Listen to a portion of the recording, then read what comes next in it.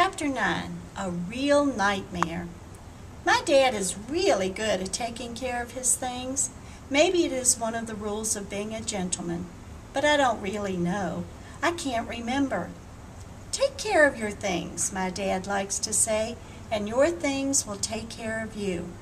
He takes such good care of his car, Louise, for example, that she will probably run for a third geological age, although she already has one transmission in the junkyard, which my mom says is the car equivalent of having 1 foot in the grave. My dad also takes good care of our house and our yard. He can use a hammer. He can climb a ladder. He can climb down too, usually. And he owns a power drill in a box. He takes really good care of his children too. Just look at us. A couple of weeks of scratching ourselves to death and we were practically normal again on our way back to school. So when my dad wasn't playing with his Johnny Astro, he kept it in its box and set the box on the top shelf of the highest bookcase for safekeeping. The Johnny Astro sure was amazing, even sitting in its box. I headed into the living room to look at it one last time before going to school. Johnny Astro made me very popular. My dad's voice replayed itself in my ears. Everyone wanted to play with me. Johnny Astro, I read across the box for the millionth time, really flies.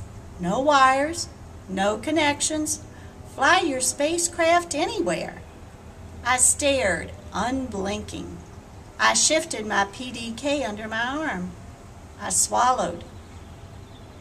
"Alvin," my mom yelled from the kitchen. "Hurry, honey, your bus is almost here." "Coming, Mom," I yelled back. But first, all I needed was a stool and to stretch until I could reach it. Johnny Astro was perfect for show and tell. "Someday," my dad's low whisper filled my ears, "this will be yours." Someday. I had no idea that someday would be today. "Thanks, Dad," I whispered. "You're the best." I even remembered my manners.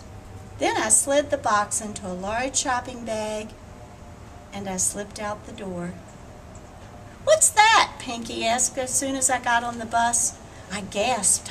I could hardly believe it. I was already flickering on Pinky's radar. "Johnny Astro," I said. "What's Johnny Astro?" "The greatest toy ever made," I said. "Huh, never heard of it," said Pinky. "What does it do?" "I'll show you at show and tell," I said.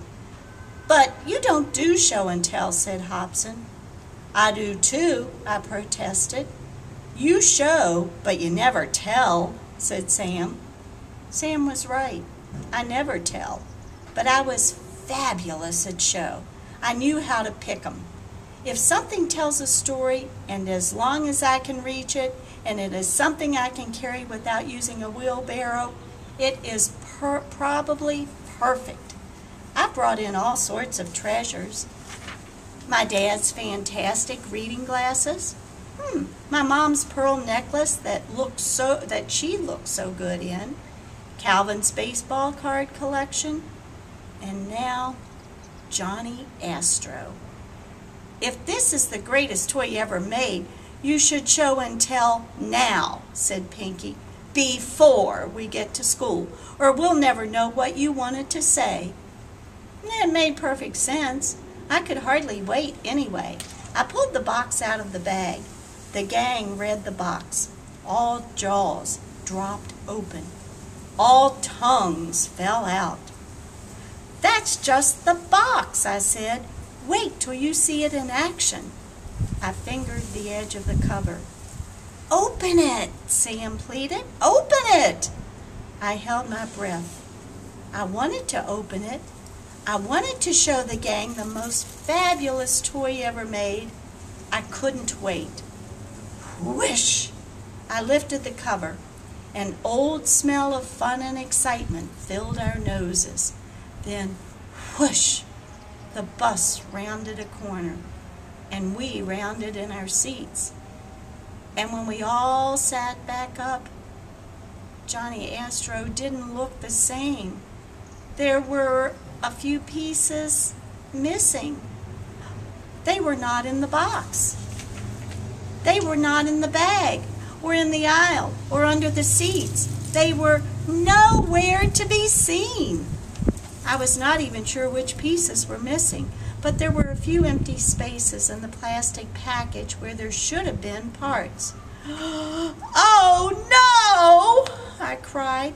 "My dad's going to kill me!" The noise on the bus went round and round. It was so loud that my voice got lost. No one turned around. Even the driver's eyes, which usually lift into her mirror whenever there is an extraordinary outburst, did not shift. I swallowed. I blinked. I did my best not to cry. The wheels on the bus went round and round. I bounced up and down, but then a tear rolled down my cheek. Then another, and another. Before I knew it, I was crying full blast. Crying is really great. Everything is better afterward, except when the next stop is school. And when you walk into class, you find a substitute teacher. "Alvin Ho," called the sub. She was taking attendance, which is where most of my troubles usually begin with subs. I opened my PDK. I needed an escape route. "Alvin," the sub called again. "Here," answered Flea. "You are Alvin Ho?" asked the sub. No, ma'am, I'm Flea," said Flea. "That's Alvin." She pointed at me. The sub looked at Flea and then at me, over the top of her glasses. "He can answer for himself," she said. "No, he can't," said Flea. "Why not?" "He just can't," said Flea. "He's Alvin Ho." The sub's eyebrows arched like two unconnected bridges. "I will have no funny business in my classroom today. Is that clear?" said the sub. Flea nodded. Then her lips curled in, which meant that she had more to say. "Alvin talks normally at home," Flea continued, "but at school, he only talks with his eyes." "Oh? Just watch his eyes," said Flea. I rolled my eyes, not on purpose. They just rolled on their own like a couple of loose pearls from my mom's necklace the time I borrowed it for show and tell. "Whoops," said Flea. "Is this a joke?"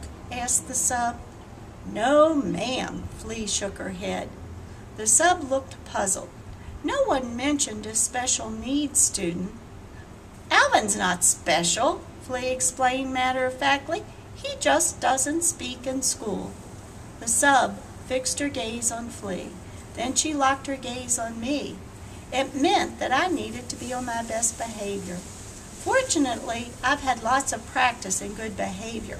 I knew what to do. I kept my eyes low. I kept my hands in plain sight. I stayed in my seat. Then show and tell began. Jules showed a pox scab. "Ah, that's nothing," said Eli. So then Eli showed his. It was redder than Jules, but it wasn't redder than Hobson's, which was crimson. But that was nothing compared to Esha's, which was practically still oozing. Then everyone began raising their shirts and lowering their pants to see who had the biggest and ugliest scab of all. It was fabulous. Then the substitute said that that was enough of the scabs.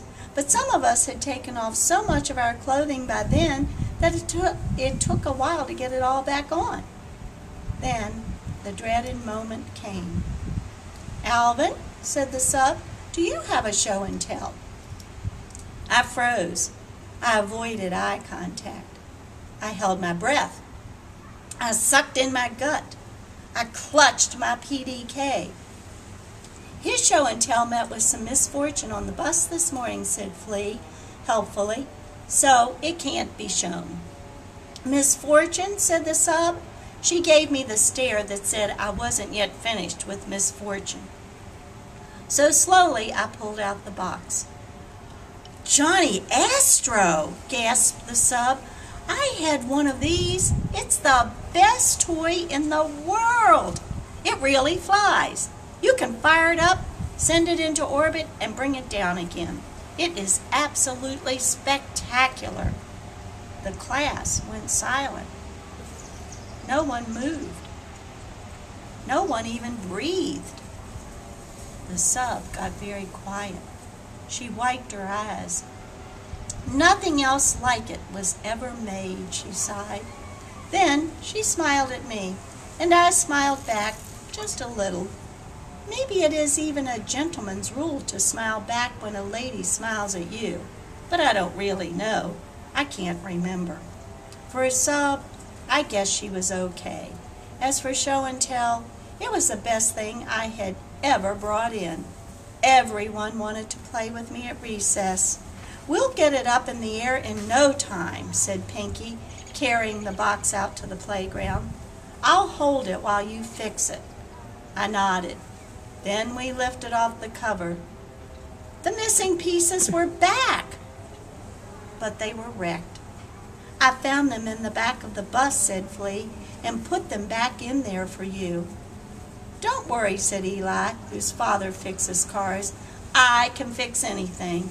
My dad showed me how." "I can do origami," said Sam. "I'll make you a new balloon." "Here are some Band-Aids," said Eli, peeling a dirty one from each elbow. "And I've got spray paint at home if you want to come over after school," said Nia.